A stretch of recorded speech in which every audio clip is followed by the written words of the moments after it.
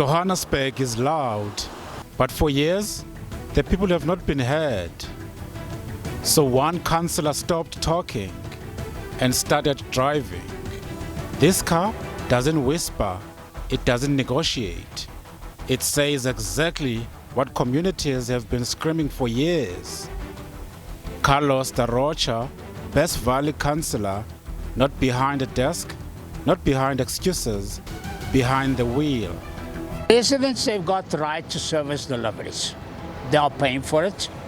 I've got a very diverse ward. Some residents are wealthier than others. But in the end of the day, I've got people with problems. And if people open the taps and they don't have water, that is a problem. If they sit weeks and weeks without electricity, that is a problem. And unfortunately, councils have to get thrown into the fray, yeah? And because officials are failing the city so badly, we councils, we are putting pressures on the city to deliver. Every day, Carlos drives the city's failures back to the people in charge. He parks, he waits, he lets accountability sit in the sun.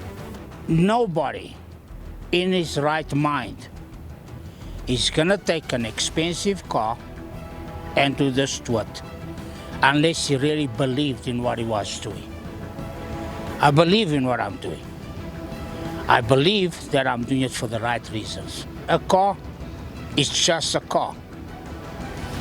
But people are not just people. People are people, and they got rights.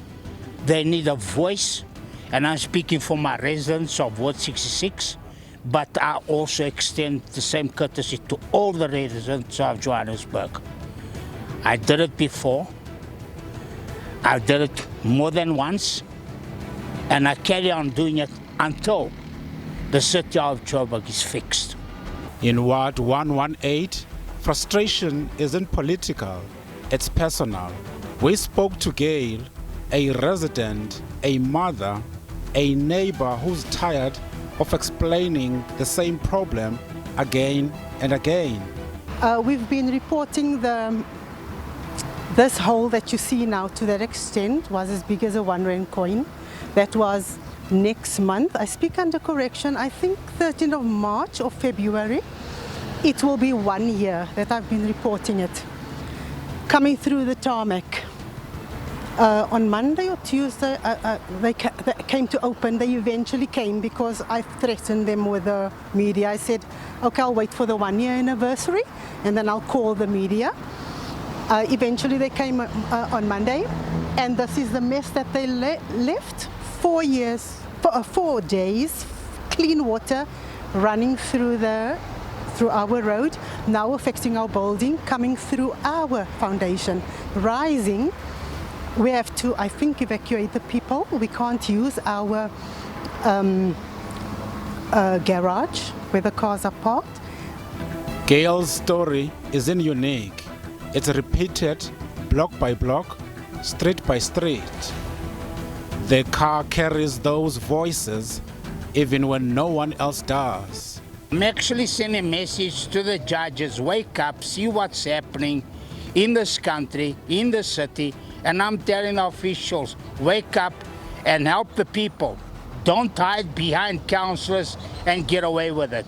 It's time that you see what you're doing and remember that because of you, people are suffering out there. At the Constitutional Court, where rights are written into law, but not always delivered on the ground. The Constitution speaks. Today, so does the street. Outside the city of Johannesburg, where anger becomes a report, the car stays. The message doesn't move. Provide us service delivery or I ain't gonna go away. I'm gonna be in your face every single day. You go to sleep, you'll see my face. You wake up, you'll see my face. You look out the window, you'll see this car. So provide service delivery so that we can stabilize the city of Johannesburg. In a city tired of waiting, one man chose motion over meetings. A councillor who turned protest into purpose, a car into a mirror, and accountability into something you can't drive past? Carlos Da Rocha, driving Johannesburg to answer.